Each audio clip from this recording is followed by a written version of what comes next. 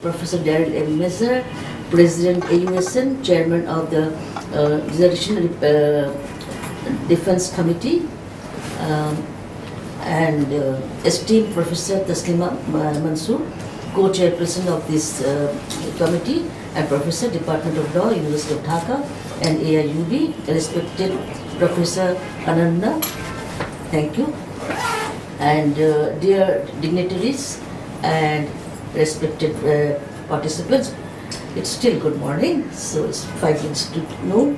I'm honored to present this thesis to this August gathering. The title of my thesis, Awareness and Need of Life Skills Education Among Young People in Bangladesh.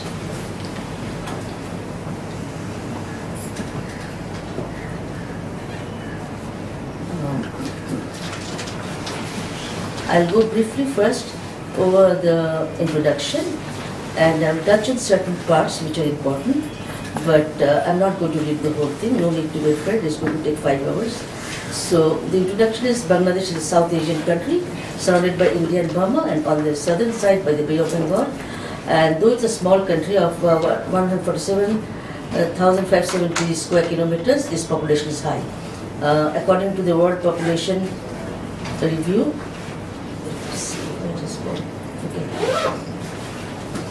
the total population of Bangladesh was estimated to be 163,413,820 as of August 2019. Bangladesh is the world's 10th most populated country. The language spoken is Bangla or Bengali, but with marked accents in different districts. For example, Sylhet, Chittagong, Noakhali, Dhaka, Mymensingh, and so on. Like if we say pani in Bangla, normal Bangla, in Noakhali they will say honey, or in Sylhet they will say funny or whatever. So the majority of Bangladeshis are Muslim, 90%, Hindus are 8.5%, Christians are 1% according to the 2011 census. And why I took the 2011 census was the next census is for next year. So therefore we have to wait if you want a national level data. This covers the whole of the countries. Everyone was counted. And I was involved also in developing the questionnaire.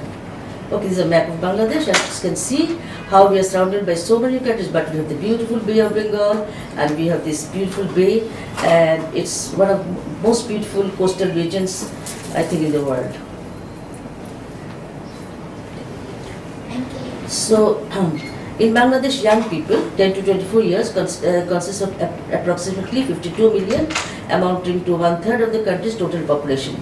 Out of these young people, 27.7 million are aged 10 to 19 years, 14.4 million girls and 15.1 million boys.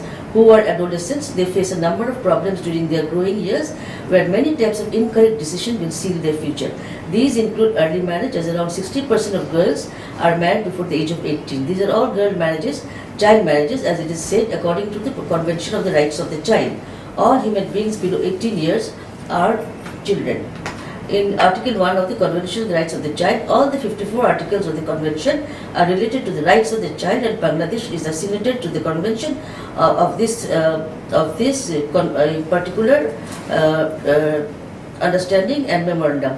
So, adolescent girls in Bangladesh do not enjoy childhood as they are married before 18 and also undergo early pregnancy and have limited negotiation skills.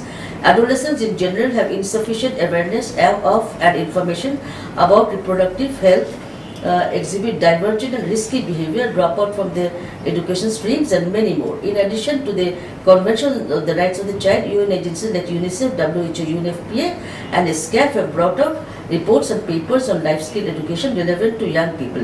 UNICEF is now implementing a special program named Young Lives Matters, addressing issues related to climate change, protecting adolescents online, reaching out to Rohingya adolescents, alternative learning programs for out of school or adolescents, girls who rose from poverty to football, UNICEF program to end child marriage case studies, digital engagement for change, Bangladesh Generation Parliament, and marginalized tea estate workers from UNICEF.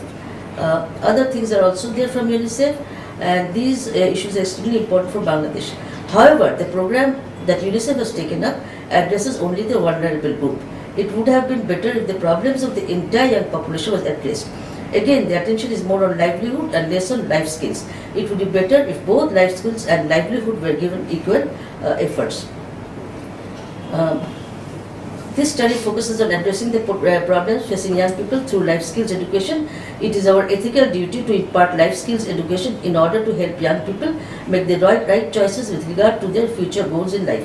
This study will be the basis for the development of a policy to introduce life skills education in education system and in other related programs of the government.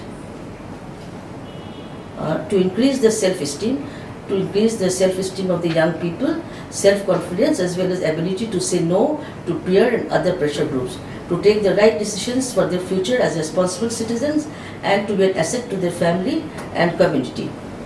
So if I can go down to these are our children in the coastal belts. Our children are very beautiful. I have looked at so many children's pictures for my classes, but I think we have the most beautiful children in the world. So I'll go straight to my research questions, and these are: the study will investigate the awareness and need of life skills concepts among young people in Bangladesh with the long-term goal of coming up with plans for improvement of the life skills. Specifically, this research seeks to answer the following queries. What knowledge exists among the young people regarding life skills? What are the perceptions of the young people regarding life skills practices in attaining sound life development? How necessary is life skills education to the young people as well as their guardians? Based on the findings of the study, what sustainable action can be recommended to the government, stakeholders, colleges and universities to improve the life skills of young people? The study will focus on the young people of universities, colleges as well as local young people of Bangladesh located in Dhaka district.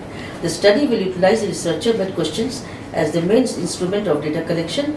In-depth reviews, interviews and focus group discussions with key informants will also be done to achieve the objectives as described in chapter 2. So definitions. Adolescents, I adopt the WHO definition as young people between 10 to 19 years. Young people, I adopt the WHO definition as of youth of those who are between 10 to 24 years. So 10 to 19 and 10 to 24, adolescents and young people. Then the categories of life skills. So since I have adopted the WHO definition, WHO has categorized 10 of the most important life skills under three broad categories: thinking skills, which is self-awareness, critical thinking, problem-solving, decision-making, creative thinking; social skills, effective communication, empathy and interpersonal relationships; emotional skills, dealing with emotions and coping with stress. World Health Organization also has clarified these as mental health, physical health and social harmony and tolerance. These are very, very important. Life skills education, all young people have to pass through adolescence, which I will define as from 10 to 19. So this is a minute. Okay, next time. Adolescence is a period of transition from childhood to adulthood. It brings out physical and mental changes which often result in emotional disturbance, turbulent emotional behavior, insecure feelings and dependence on peers rather than on guardians or family members. As adolescence brings not only changes to their bodies but exposes them to vulnerables and abuses, particularly in the arenas of sexual relationships, marriage, substance and alcohol abuse. The need for an education which will help to prepare them for these changes will be of extreme use to the young people and their families. As the adolescents grow into adulthood, they carry the effect of these changes in their future lives. So those who have left the teenage years, they cannot shake off many of the bad habits in the early 20s. As a result, they show divergent behaviors. Slow down a little bit. I thought they didn't have so much time. There were a lot to say. As a result, they show divergent behavior and often do not enter into a prospective future.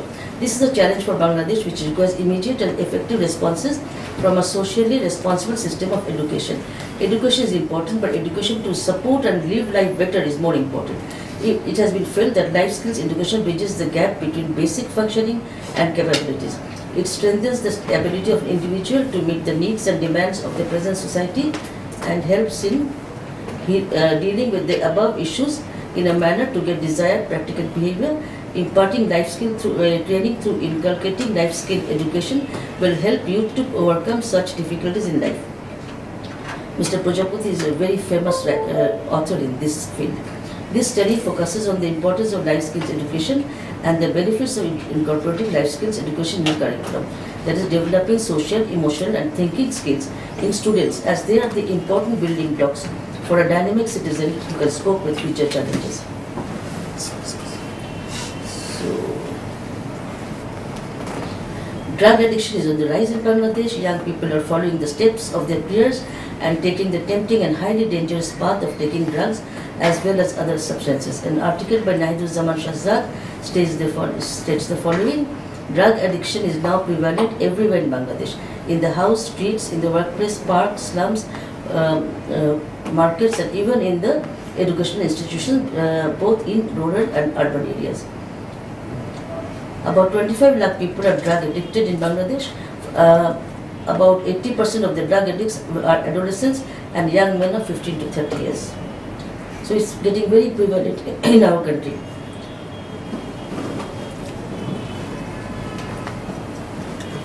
The significance of this study and the reasons for life skills is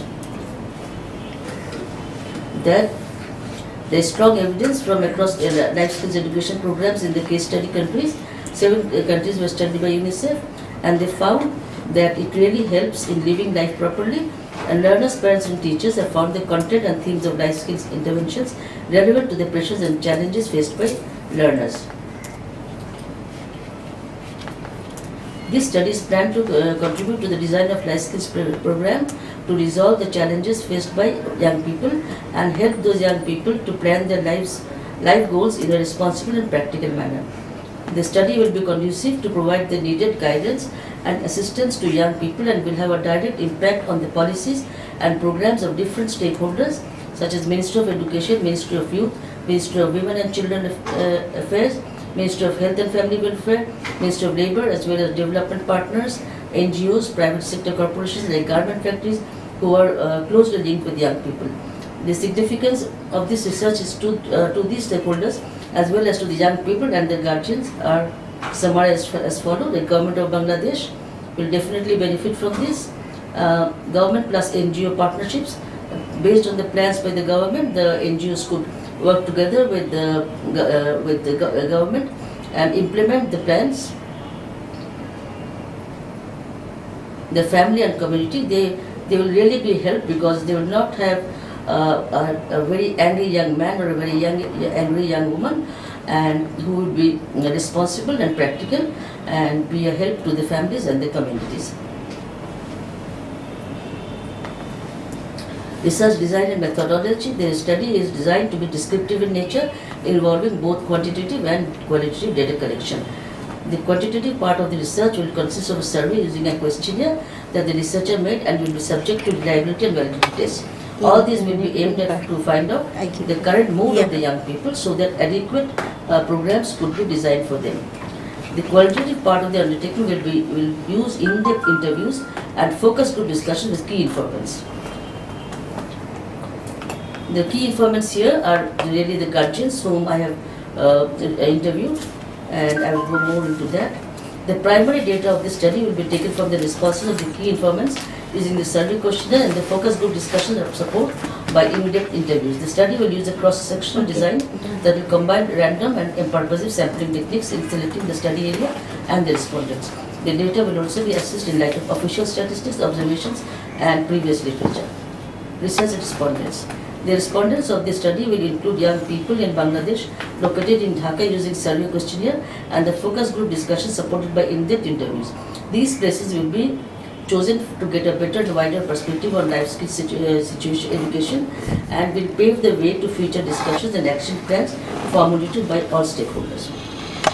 For the students from universities, colleges and schools, respondents will be chosen randomly for questionnaire selection will be based on the following. Respondents should be 18 to 24 years old to ensure that he or she falls within the age group of young people as defined by WHO. The respondents should be old enough to answer questions in the interview on life skills which may affect their future life like family, relationships, education goals, future aspirations, among others. For the FGD, for the participants, for the guardians will be selected as per the availability and willingness to take part in the discussions in a group or on a one-to-one basis. This was very important for me.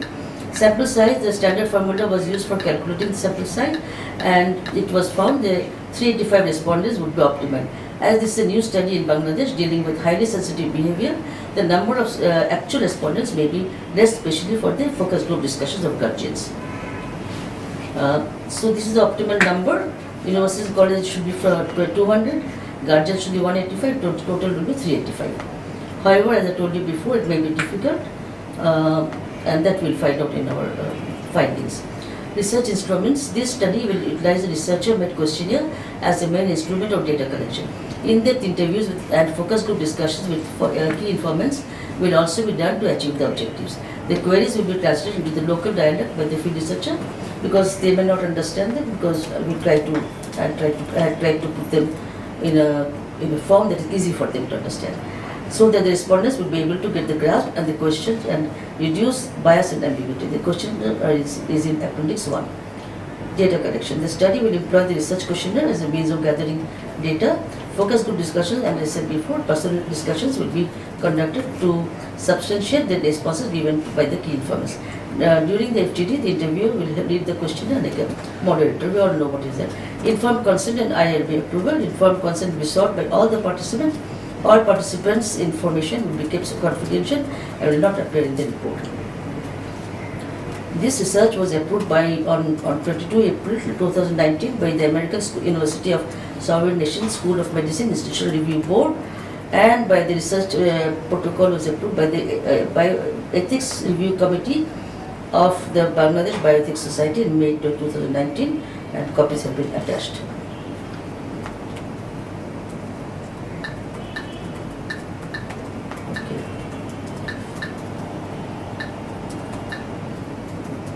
Okay, I talked a little bit about ethics and value, especially in our younger generation. It was found that they only want to go into jobs which are more leading to higher rate of money and financial means, whether it is by hook or by crook, rather than going for being a doctor or being a teacher. Teacher, I think, is the last in the list. Sorry. And so newspaper reports have also shown the random killings for petty matters, quarrels, quite common matter. There are also disputes for dowry and other deaths, as reported. I would like to also cite. I would like to cite a paragraph from Professor Darryl R. James's book in A Cross-Cultural Introduction to Bioethics. Tanju, amra ta bag er moddhe ekta iye ache, horud boi ache. Niche jai lagte.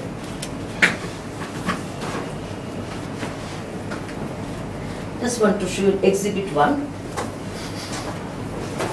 Is this, and this is the one. It's really like a Bible to me. This is it? Yeah. This is Daryl's? The Daryl's book. Wow. It's the first book I got when I enrolled.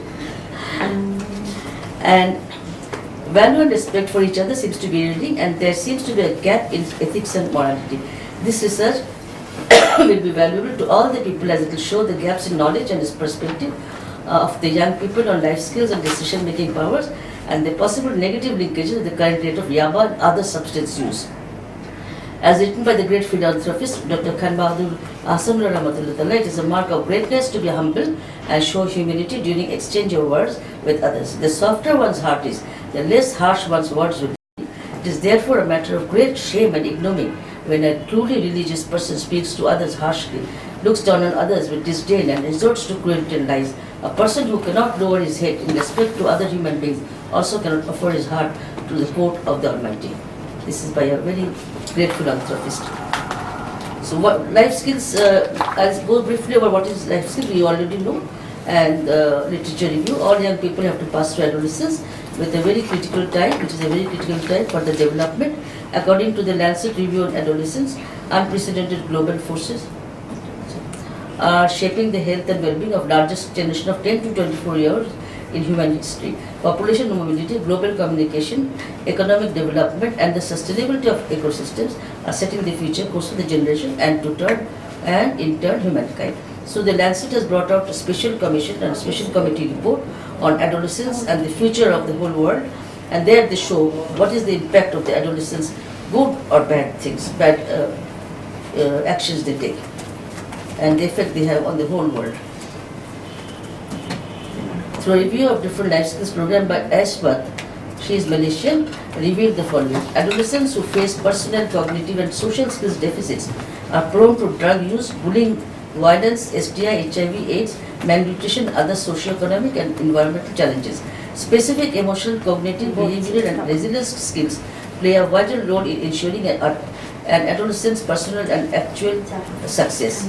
That means that with life skills you don't have to go through any of these problems like bullying, assault, and so on. But with life skills you will be actually empowered to address the various kinds of problems that arise during adolescence.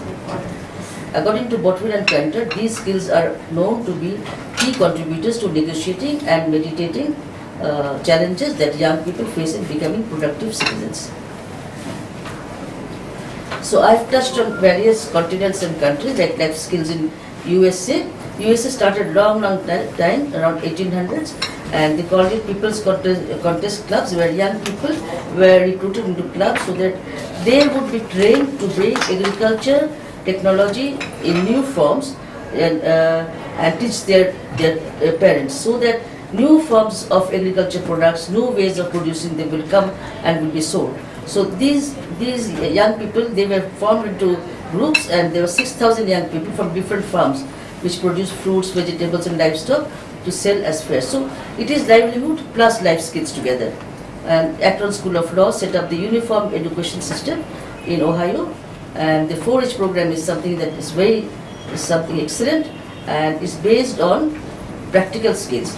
And I will just go through everything. Not the 4-H pledge is: I pledge my head to clear thinking, my heart to greater loyalty, my hands to larger service, and my health to be better living, for my club, my community, my country, and my world. This is their motto, and they have to do it like this, that's it. All over, 4-H club welcomes you. Okay, let me get to my study. And UK actually, at the beginning there was only palliative care, caring for people in dementia. There were articles, research articles on these as life skills, but they were life-saving skills rather than life skills. But when I looked further, I found that there are many programs that had already been going on for a long time, like British School of Yoga, which started in 1946. It started with yoga, but it went into many therapeutic type of courses, even from complementary therapies like autism, counseling, health and social, then children, various things were taught, so that children were, and anybody could come and enroll, and these are all charitable foundations. And they had produced so many posters, but none of them came as reports. They came as websites of these particular agencies. And then life skills, what are they? And in UK there's another organization called Life Skills UK, and they made something called the DARE decision making model. This is a major unique framework that helps young people to make informed, balanced choices for defining the issue. What is the issue? Assessing the issue, responding to the issue, and evaluating their response, whether the response is correct or not. So this helps them become strong. So you'll be strong in mind and you'll be strong in the body also. So these are decision making, their risk and consequences, solvent abuse, various things are given this, tobacco, alcoholism. So this is just to give an idea. Then I looked into life skills in Africa, and that is really based on prevention of STDs and HIV/AIDS. So every country looked into what was the problem in that country and how they could prevent it. So their life skills curriculum was different, and will be vastly different from Bangladesh. Bangladesh will be different. It will probably be on drug abuse, early marriage, early pregnancy. So that is the difference. And this is in Africa, in Kenya, Nairobi, these are children, but they have no parents, nobody. So we can sponsor them for 30 shillings and a year, and they will get all the care and they will get the protection from any abuse. So this is support they will get. Then I went into life skills in India.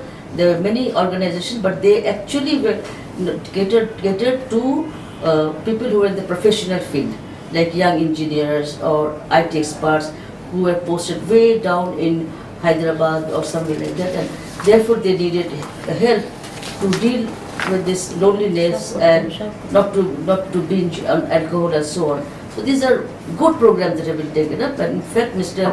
Prajapati was gave most of his programs from articles from these programs.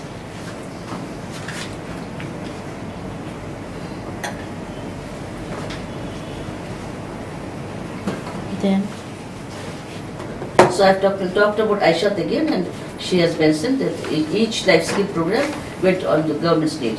In Bangladesh, what did the government do? The government's policy of education policy of 2010, excuse me, actually has over 23, I think 23, over 28 articles, but very few are directly related to life skills. Chapter 28 says to caution the students and make them aware of the dangers of taking drugs or similar. So throughout these 28 articles, various life skills sections are mentioned. And so we have to go through it and from there count what is related to that and design a policy or a program or a strategy for help the government do this. And UNFP has taken adolescent reproductive health strategy. Since I was involved in reproductive health strategy formulation, I went through all the literature and that is how I went into life skills, because that's where I discovered WHO doing the life skills program. And then UNICEF, as I said, UNICEF touches on life skills, but really not. They touch more on livelihood and education. Center for Education, Ethical Education, small center overall. So young Bangladeshis are optimistic of their future. We are resilient place. We are really we are always optimistic, always positive about what comes.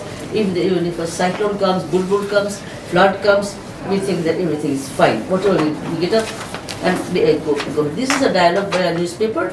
It talks about what young people think about their future in Bangladesh. And various people talk about various issues. Some talk about corruption, some talk about pollution of the rivers, some talk about not getting employment, some talk about what the ethnic races will do. But it seems that right now they are thinking, those who are educated already in the employment field, they feel that young people, they are positive, yet they are quite practical and have made rational judgments of the future and the problems needing attention in order to get a progressive and safe future life. So they look at the country as a whole. So results, sample characteristics. The primary data of the study was taken from responses. I've told you already this. Okay.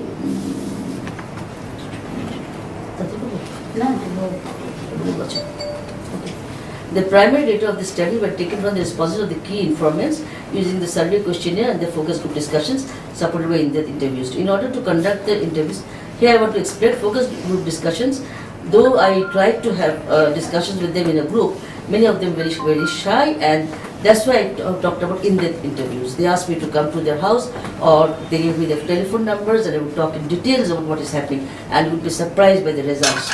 What I saw from the from the interviews of young people and from what the parents say are vastly different. So two universities were taken. One was North South University, one was State University, Dhaka, and they were introduced about the subject, and they were given some pointers, and they were given the informed consent form.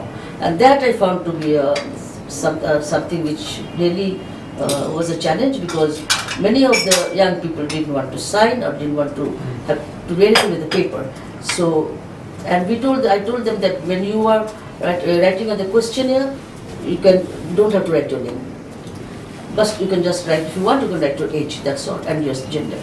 But many of my students and other people, they just didn't want to, especially the FGDs, they were a problem. So, in order to conduct the focus group discussion, several guardians were gathered together. The guardians were introduced of the study and its aim and objectives before the open-ended questions were asked. A one-to-one discussion was made with the parents, which were more revealing than what they talked in front of others. Data was collected using a mixed mode method. All interviews were coded, which is key process in a thematic analysis. For FGDs, transcriptions to computer were made. After all the interviews were conducted, all information was written down. And all these were confidential under lock and key. So gender of the respondents, the interview respondents, female were 60.5% and males were 39.5%. And age were roughly from 14 years, but I think they got the age wrong, right up to 30 years. Some of them were married, and like 52.4% were already married. So young marriage is still ongoing in Bangladesh, especially for these people who are around, who past their teens.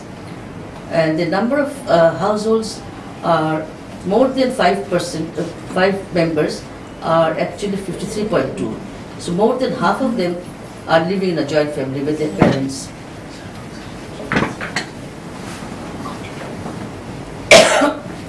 Most of them were living in Dhaka for the last 6 years, and so I didn't think that urban-rural differentials would make it any significant problems here. Family income started from 12 lakh taka till 15 lakh taka, but some of them did not state and some said I don't know. Knowledge on life skills. This is the first question that was in my research questions. What is the knowledge? And it seemed that some said communication, some said people from everyday life, some said management skills, and that means managing not themselves but managing something, an event or something. Many of them didn't answer. 18 people didn't know, and 2% said technical knowledge like repairing an automobile. Previous training on life skills. So 25% said yes, and 65% said no, they were not trained on life skills. And the training ranged from 1 to 1 month, 1 day to 1 month. And now this 1 month was actually stated by a nurse who had got training on life resuscitation. Slow. Okay, please move on. Okay, and they thought about utilization of life skills. Everybody made their own comments, but it seemed that nobody was very clear of what is life skills, what is their knowledge. So, and they all agreed that life skills training are essential for our youth. So 90% agreed that life skills training is essential for our youth. And while they give different reasons, but I feel that the reasons were different because they didn't know exactly what is life skills, and that is why they were saying this. And desire to receive training, 64% said yes, we want to receive training. One said no, which now becomes 6%. And how is it important? 85% said it's very important for Bangladesh. So they realize the importance. They have some meager idea about it, but they're not very sure about it. And a very strange thing has come out. Who needs to be trained on life skills? And here, 25% said their parents need to be trained. Can you imagine that? Whereas they were the ones who were creating problems in their homes, and here their children say that that most of their parents should get training on life skills. And then teachers, they feel the teachers don't understand them. The one is all teachers. Acha. And focus group discussions. The process is here, and gender of the guardians, 46 were fathers and 54 were mothers, 2%. Okay. And the age of the young people, those who were from 14 to 16 were 32%, and 17 to 19 to 42%. Those who were 20 plus were 26%. And 46% were males, 54 were females. Habits of telling lies reported by the guardians in the focus group.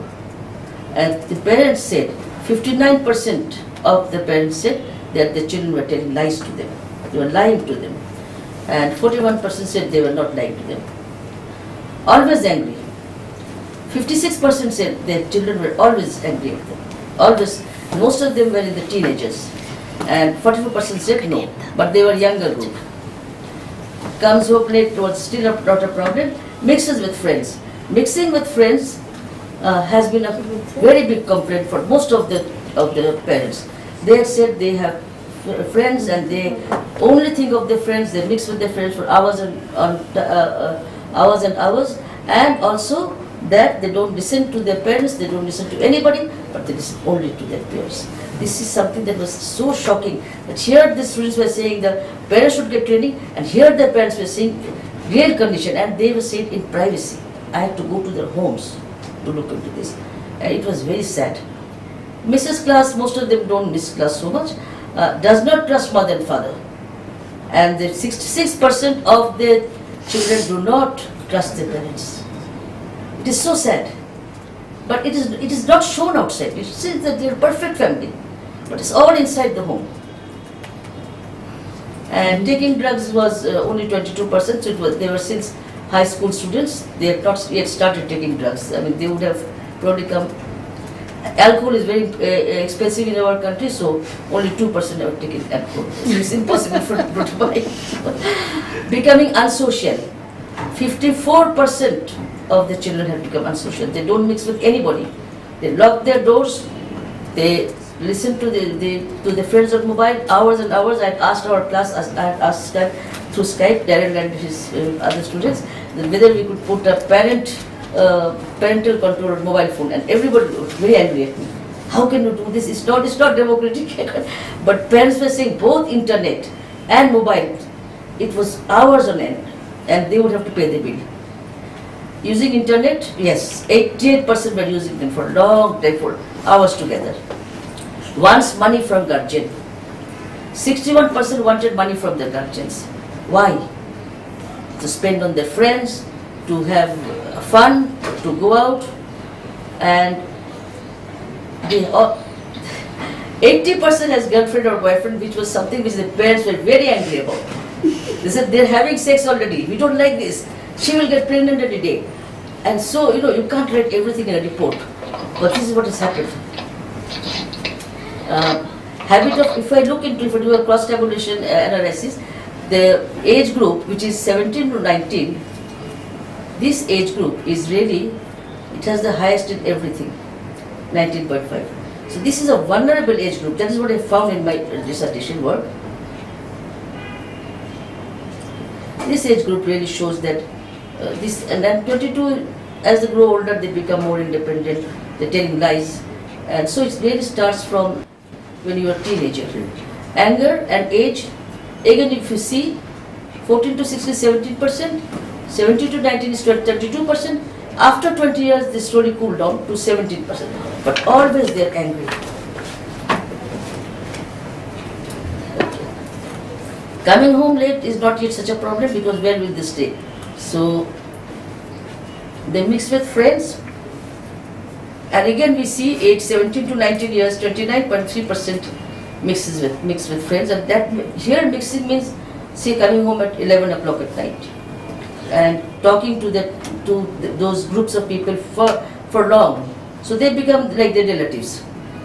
Class missing is not that high, but still it is high in 17 to 19 years. And I will explain to all of you why it is high, because all of us know the reason. And does not trust mother, it's all the groups are the same. From teenager, from 14 to 20 and above, 22% of them do not trust their parents. It is a very sad finding. They are doing everything. And habit of being unsocial, it starts from teenager, peaks at 19% and stays plateaued at age 20 and above. Use of internet, again 17 to 19%, as I was telling you, 39-40%. They are the ones who are on internet. Now I have some comments on this, which I will talk during the discussion. Demands money, 26%, 26.8, 27% demanded money from their guardians regularly. And if they didn't give, there would be anger and violence in the home. Has girlfriend and boyfriend, as said, 36% of the teenagers 17 to 19 already has girlfriend. They were already having sexual intercourse. So these are the discussion stage where I looked into the knowledge which exists among young people regarding life skills, what are the perceptions of young people regarding life skills, and how necessary is life skills educated to the young people and to the guardians, and based on the findings, think of what sustainable actions can be taken. And the results were there were more females than males, age of participation 14 to 13 of the young people, education level from graduate right to high school, 54%, 54 respondents were already married. What do you want to be? So I will go to this question. In response to the question, what is life skills? Young people had different ideas, answers, but no one was distinctly clear about life skills. Many thought life skills was only communication skills. 21% did not say anything about life skills. They were either ignorant about it or did not have any confidence in themselves. This is strange, I tell you this. But everybody knows. Again, our life skills may not have included sexual and reproductive health. skills, which is in there in Africa, or in USA, or in UK, even in India. But India is also quite conservative, and there is a recommendation by one author that they should also talk about sexual and reproductive health, because young men and women living outside their homes in IT hub centers, they have to have some access to contraceptives. But they do drink a lot of alcohol, because alcohol is cheap in India. They produce their own. And now we are going to. When I asked them, what do you want to do in 5 years' time?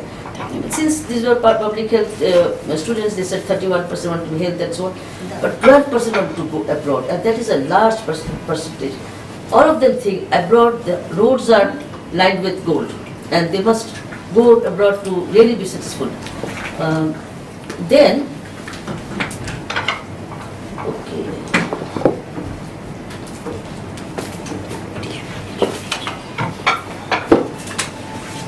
What happened?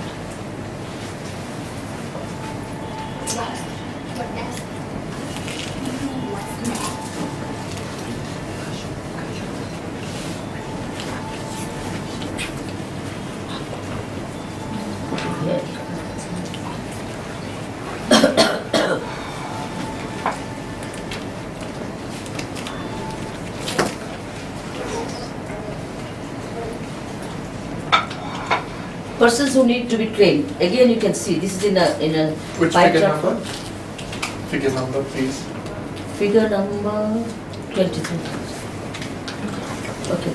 Parents are 25% said parents should be trained, and 60% said teachers, and the others are small categories. The 10% not stated.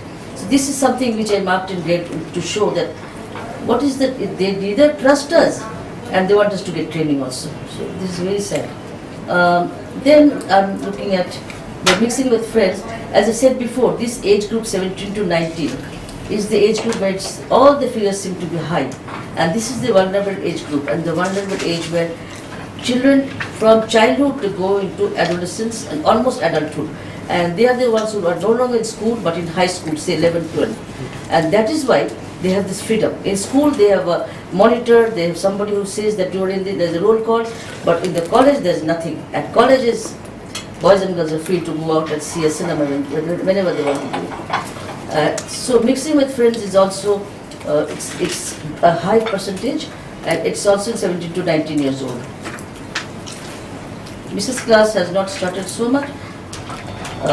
Does not trust mother and father. Look into this, figure 26. And here we see another harsh finding is the mistrust of the parents by young people. As shown in the above chart, it was found in the study that 65% of the words did not trust their parents. The percentage is almost same across all the age groups from 14 to 20 years old. The question is why? What brings on this change in young people? How can parents accept or endure this attitude? Is this behavior universal? The following is so it is universal, but there are websites like Reach Out and others which tells how to build a trust between yourself and your child, and between the whole family and the children, so that everybody is together as a family and they pass this stage of hesitation and beautiful other problems easily together. So the excerpt that I just pointed out, it is from Reach Out, which is an American website, and the above shows us that trust is a two-way road. Why our parents do not enjoy the trust of their children? According to the above, parents must build a trusting relationship. Are our parents ready to do that in that culture? This type of health awareness raising websites do not exist in Bangladesh. Another astonishing fact is that the large number of young people feel that their parents, teachers and community leaders should be trained on life skills education. This shows the gap existing between young people and their guardians as well as other gatekeepers. It is indeed a shocking revelation that young people neither trust their parents nor do they feel that they understand their words. This has never been documented before in earlier research done in Bangladesh. Prior to the studies, I did not feel that such a large gap exists between these two generations. On the face of it, all look peaceful. Yet children are demanding money, spending a long time with friends, and not trusting their parents, and becoming unsocial, as the table shows below. Okay, this is the tables of being unsocial. And majority of the parents complained that the children were on the internet or mobile all the time, and the doors were locked. To summarize the results of the FGDs, guardians said that the young people and adults were telling lies, and majority of the guardians said that the words do not trust their parents. Half of the guardians complained that the words were always angry at home, anger peaked at age 17 to 19. Most of the guardians said their words came home in time. Words mixes friends, and the highest percentage at age 17 to 19. Parents of all wards complained that their words do not like to socialize with relatives or family friends. They lock their doors when relatives come to visit them. With regard to being on the internet, this is also very high, 88%. Guardians said 61% were demanding money from their parents. Most of the guardians, 80%, their words were already in sexual relationship, and the highest percentage was in age group 17 to 19. So this is a very important. So conclusion is that I've gone through all the chapters briefly, but I will summarize. And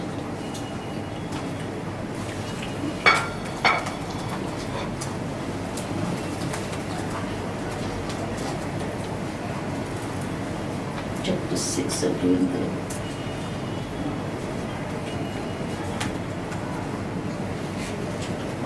in chapter 6, I provided the discussion session where I reviewed all the findings discussed in length of the research questions. The main findings from the study was knowledge on life skills education is meager among the adolescents and young people. Scanty training on life skills exists among some young people, like through NGOs or wherever they work, but very scanty training. Some parents feel that the children have become hostile. Young people feel their parents and teachers should get training on life skills. Parents feel young people mix with too many friends. Parents feel their friends have influenced them to become different. That the friends of the young people have influenced them. And they sometimes point to one particular friend. This boy, this girl, she is the bad one. She has changed my girl. She has changed my boy. Parents and the children are angry at home. Said the children are angry at home and break things. Parents feel the children are spending long time on the internet and the doors are locked and maybe looking at risky sites. They think they are looking at nude sites. The above findings indicate a simmering volcano of misunderstanding and mistrust among parents and young people. In that case, there is a need for awareness raising and training for both generations. As we know, life skills education will provide the young people with the following skills: thinking skills, self-awareness, critical thinking, problem solving, decision making, creative thinking; social skills, effective communication, empathy and interpersonal relationships, emotional skills. Therefore, the ultimate aim of the research was to explore the linkage between appropriate behavior and decision making with life skills education for young people. Let's look into this one, therefore. Okay. That if young people and their parents also go through life skills education, they will learn how to behave with each other, and the young people will learn how to behave in a socially acceptable way. Okay, and so the recommendation here, there seems to be a great need for life skills education for both young people and their guardians, including the teachers. This is important. It is not, we cannot clap with one hand. Both government and NGOs as well as all the stakeholders need to be aware and trained on life skills education. Persons in the age group 17 to 19, we have found this out, are very vulnerable to all risky behaviors. This is because they've just come out of school, spending 10 years in a much regulated institution. As they pass from schools and get admitted in colleges, they're usually 17 years old and graduate when they're 19. Here the environment is very free and open. They often take advantage of these opportunities to make new friends and show their new personality to the family members, and feel their friends and peers understand them much more than their families do. This is the most dangerous period for our youths. So we should target this age group members and their guardians for LSC, special life skills education program. They should be targeted. And guardians are often depressed and don't want to express their feelings and sudden change in their words.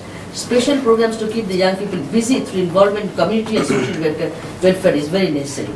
These are my recommendations. Counseling is very important for both teens and their parents, because the 14 complaints by the guardians draw a picture of the torment they face and cannot do anything to help their work. There is no more a strong bondage between parents and their wards. Their wards do not trust them and they do not listen to them or their relations, and they keep themselves apart in their own world. As a result, some of them have developed strong relationships with their friends and with the relationship, and when this relationship is rejected by the parents of them or their friends, they resort to anger, violence at home, or even suicide. There is one case of suicide. This is where counseling is very important for both young people and their parents. Further activities, so this is something that if we have guardians' opinions and problems with young people. Here you have 11 complaints, and you have looked into it. And life skills training for young people and their parents will help everybody to walk in the right direction, young people to walk in the right direction, be an asset for our families, communities and the country. So I suggested follow-up activities, dissemination of the findings among various relevant government, NGOs, media development partners, as well as guardians and young people through a workshop or roundtable. So I'm looking for funds for a roundtable. Publication of this research work in an academic journal, newspaper, magazine, articles for public dissemination, discussion sessions with educational institution. And I am also thinking of having a joint research with AUSN, BBS and myself as an individual consultant or researcher to have a joint research with these the institutions and various countries like Thailand, Philippines and all to look into case studies, actual case studies. Case studies will yield what is the problem, where is the problem. We could really have a good book which will show the best practices and the worst practices. Limitation of the study has limitations. The number of interviews were 104 instead of 200, and for FGD it was 41. One reason was the respondents' unwillingness to discuss or fill up forms, another was the time. It took a long time also. Many young people felt shy and guardians did not want to divulge their problems with their children. However, after receiving the results that were ongoing, it was decided to reduce the number of the samples because there were already significant emergent trends. The trends were quite significant. So this sample size was small, it was acceptable to myself. Acknowledgement, thank you all for your kind patience. Special thanks to Professor Derek Messer, my sweet supervisor, don't ignore this, whose patience and future directional thoughts have benefited me and so many others to help through research work. Thanks to the leaders of Bangladesh Bioethics Society, especially Professor Taslima Mansoor, who has been like a mentor to me, though she is my kid sister, President of Bangladesh Bioethics Society, and Professor Shaima Dashkar for their continuous support. And actually, Shaima got my ethical review approval in 3 months' time. It's not bad. My sincere thanks are due to the esteemed professors who have kindly provided the valuable time to review my thesis and provided the supportive feedback. Thanks are also due to all my students and others who so willingly filled up the interview questionnaire and the guardians who took part in this. I would also like to thank Mrs. Tanjida Ahmed who helped me in the tables and charts. She's an expert. There are so many people I want to thank for the support and prayers. I remain ever grateful to you all. Thank you all. Thank you so much for a wonderful presentation and the research, Tahera. Taslima, you have a question started. Yeah, I've got a question because, it was very much revealing research. Thank you, Professor Tahera Ahmed, for revealing research. We think our children that they love us the most, and we think that, okay,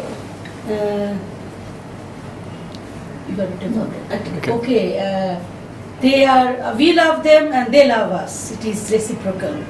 But your thesis shows us that they don't trust us. So this is a very revealing thing, and this should be, more in the media, in the publications, so that people know that it is not the same thing. It is not. Before 1971 it was different. In 2000 it is different, and I think it is so many things she has pointed out is very much essential for Bangladesh to know about. Before I was not very much sure about life skills training, and I was very skeptical, truly.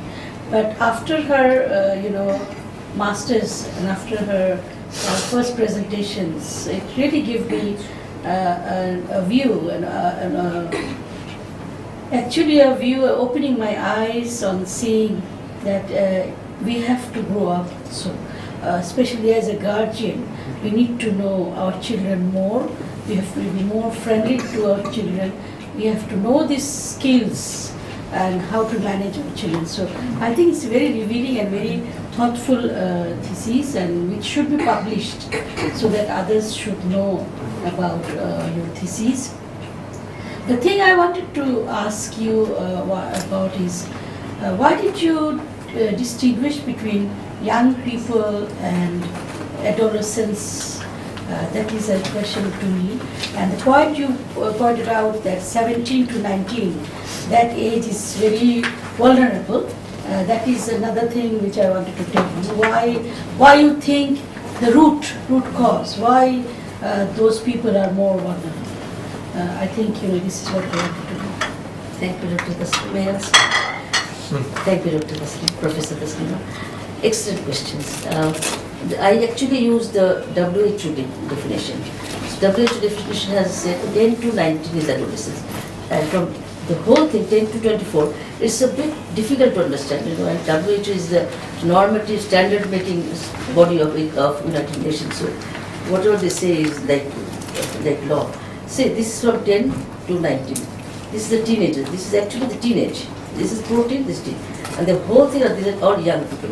Actually from 19 to 24, this age group, they're almost mature. So whatever decision they've taken here, whether it was right or wrong, whether they went on the wrong road, whether they're on alcohols, whether they're on drugs, they're on injections, they're already on the path. Very difficult to change them. This is the time, 10 to 19. 10, they're too young. But in our country, I found out, when they get out of the schools which are very tightly controlled, to a college which is like class 11 to 12, there they are free to do anything. And their peers, especially juniors, seniors who are 1 year older than them, who know the whole thing, they are the ones who motivate them to do all the naughty things. And they are the ones who say, your father is rich, you won't get money from him. And they spend their money on drugs, they spend their money on going out with girls, they don't study properly. Many of them drop out of the universities. They go on years and years into university, but it takes time, and the parents become hostile to the parents.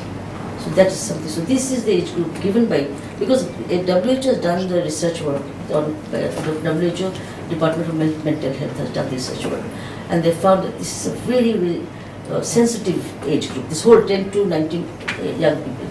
Either you're on the right path or in the wrong path. Once you start on the wrong path, very few get back. The parents put them in rehabilitation center, they take them abroad.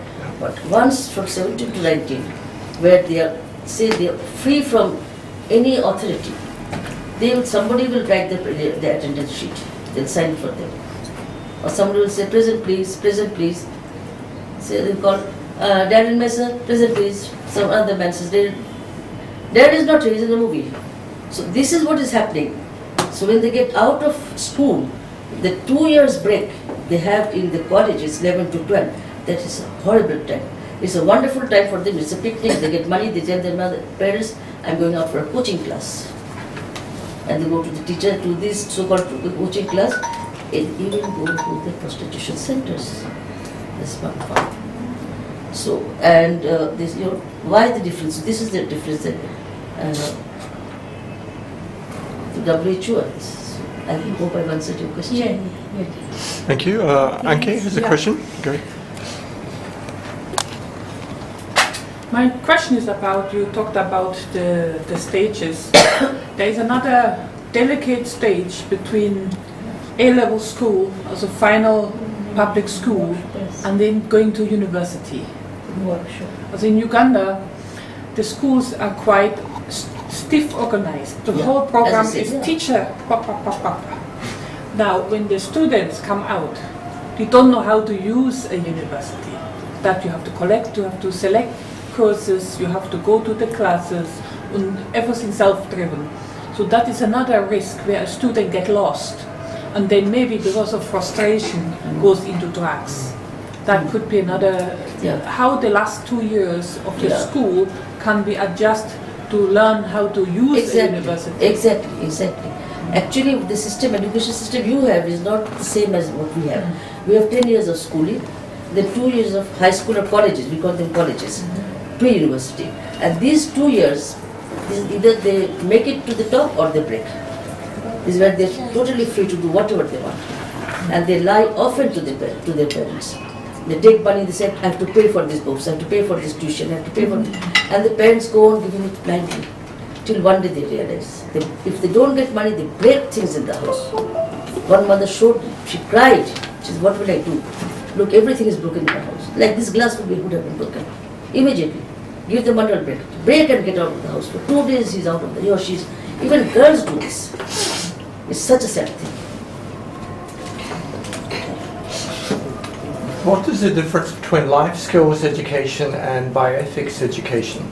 In fact, this is a question, that's why I got the book with me. Actually, there's bioethics, life skills education is part of bioethics. And that is why I took this, because it is part of bioethics. Bioethics is the love of life. And life skills education is also the love of life. Love of life in a very healthy way. And so bioethics has given us all the different ways of leading your life in a very bioethical way. These children, when they really know about life skills, when they go out to the world, they will bump into bioethics, I hope, one day, and they will learn how to use ethics throughout their lives. Actually, I've used two conventions, Convention of the Rights of the Child and the Universal Declaration of Bioethics and Equality to Humanity. So these two I've used, and I've used 4 or 5 educational theories like the cognitive theory of Piaget and the other theories I've used. So these 4 theories are actually entwined into life skills program, and the bioethics definition and the Article 1 protecting children is Article 13, I think. 13 or 16. Protecting children. I have used that. Protecting other people. Your protection. How you're protecting is, it depends on your situation. But the article is there, and that's why I've written it down and I've also marked it. There's several articles, and Convention of the Rights of the Child talks about abuse. They're all children talks about abuse, protection, child marriages, all these things. So these are the foundation of life skills. So yes, definitely. Thank you. Are there any other questions? One more question I wanted to ask. What do you think are the root causes Yeah, yes, for child abuse and child marriage and drug trafficking, drug taking and everything? The need for life skills education. Yeah. Actually, this life skill education is universal except Bangladesh. Even in India they have it. But in Bangladesh, if you look, the whole environment has changed. Yaba is coming in freely in the country. If you go to the border side, many of my relatives, because they are from the border, their children have died through motorcycle accidents. They just took Yaba, thought they could fly over a tree and bend, and his brains came out. Only son, and that was very bad. It spoiled our family, the atmosphere.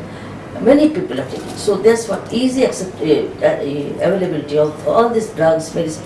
They even tempt school children. And second, the internet is wonderful, so on. But going to pornographic sites, going to see, going to various different sites which actually promote different behavior, harmful behavior, that also has something. Also, parents do not give so much time nowadays. Like even when they're small, they would leave their babies to the nanny, they'll go out, have a good time, come, they won't spend the time. So though I worked in the UN from 8 o'clock in the morning to 8 o'clock at night, but at night I gave them quality time so that they would grow up to be good citizens, and I'm proud of my children. Good. So is Taslima, who has been a professional all her life. She has looked after her children. So all our children have grown up well. And because our father taught us that quality time is very important. Not how much time you spend with them in terms of quantity and being rough with them, being violent with them, but giving them the love and care, plus the responsibility they need to have. We are not giving our children a responsibility also. So whatever he will do, the caterer will come and give everything. Why? If a family party is going on, you do something, you do something, you do something, everyone does something. It becomes a family party. We are no longer a family. We have become a nuclear family, and with our so many ambitions within ourselves. That's the problem. Okay. Well, thank you very much. I think an excellent presentation and research. Can I know about the area of your target group? Louder. What's the area of The target area, group? I mean the because she interviewed the children and the area that you interview in the Dhaka, just the Dhaka. Geographical area. Geographical area is Dhaka, because this was too big for a lone researcher to take up. Now I'm thinking of doing more case studies because I feel this has given me some sort of a background. Now based on this, I think we should do case studies because I never knew case studies would be so important. Case studies with Professor Taslima Mansoor, Dr. Tahera, you, all of us together could really bring out a good report, even if you have the multicultural. So that will say Thailand had a lot of problems, Malaysia had a lot of problems. Mahathir took a very good step. He gave them work to do from 3 o'clock after school to 6 o'clock in all the shops. They have to work in the shops and the shopkeepers will not get anything. In fact, they have to give them about 100 ringgit per month or something. But they will learn all the courtesy and all the system of working and meeting with people and doing something which is economically good for them. And slowly they change from going to a gang, going outside, they became good citizens who when they graduated from school, they were already sort of helping the younger ones to develop those mental conditions. So that is why I this is the best way to do it. And your indicator just followed by the WHO or WHO, yeah. I followed a very standard agency, and WHO is the key agency for setting all the indicators and all the rules and regulations and the standards for this. So, I have a question. yes, madam. Yes, please go ahead. Can I? Yeah, please, yeah. Judgeable. There's a thing, nowadays we have children not in Bangladesh, our children are going abroad, so how we can manage them or control them, or how the parents can stay attached with them mentally. So what is your suggestion? My suggestion depends on the age of the child. I wouldn't let a teenager go out of my sight, really, because they would need parental guidance, not authority, guidance. The parent is a friend, and the parent has to know that today my son was talking to somebody and he hid his mobile phone. So she has to talk to him, see that he's sleeping well, talk about all this, go on a picnic. He's part of this family. Not treat him, oh, you're doing something wrong, scolding him. Don't ever do that. But thing is, don't send your children abroad if they're teenagers. Because that's Sometimes it's impossible. Then either you have to go and monitor, or you have to have another foster mother or a foster parent to monitor in a nice way. Because the minute you start being harsh to them, they will just not look at you again. They'll go their own way.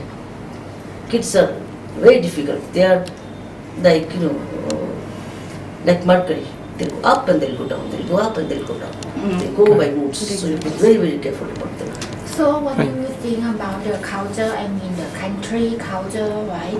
Because this is a good question for me. If you not do compare with other country, it means you just think in the box. Right. The thing is, the culture is too. There on the face of it looks very nice. This nice family, so on and so forth. If the mother, father can convince the young person to come out and see we are having a party, everybody will want to see you, then he will be dressed up and nice because he does this for his friends also. But this the guest will never know. This is the real situation in the house, is that this gentleman or gentlewoman will break up everything if she doesn't get the money for the internet or for the mobile. And you cannot control the mobile, no parental control. And through the mobile they go to different sites and they are influenced by so it's a very influential time for a human being. The cognitive development becomes very sharp at that time. The emotional turbulence, in a plane you go up and down the turbulence, so they have emotional turbulence all the time. So that is what, if they don't like something somebody said, they will never look at that person again and they will fight with you if you mix with that person. These are the things that parents have to face, but they never tell. I would have never known this was the case until I went to their houses, I talked over telephone, and when the mothers broke down, they said, look, what can I do? Nobody want to say in front of other people, no, I'm fine, oh, he's fine, he's doing very good, he's in the best university and so on. His results are very good. Yes, madam, another question. Another question, that is for the parents to control their children? Now the thing is that Especially religion depends upon how you practice it. And if the parents are practicing whatever religion they're doing it, and that basis of religion is love and being kind to everybody. So if the parents are kind to everybody and they're kind to their mates, they're kind to everybody, and they show this, the children also learn by looking at model icons. They observe model icons, and that's how they actually learn things, not only through books. And if they see that you say your mother-in-law is with you and you don't look even if she has a cup of tea, these children will pick up. And they will fight with you the next time and say, you didn't do this, why should I listen to you? You didn't give my old grandmother a cup of tea or anything. So you have to also show through your own ways, through your own behavior, that you are a model icon for them. Then they will learn. It's a long process. That's when you get grey hairs. Thank you very much.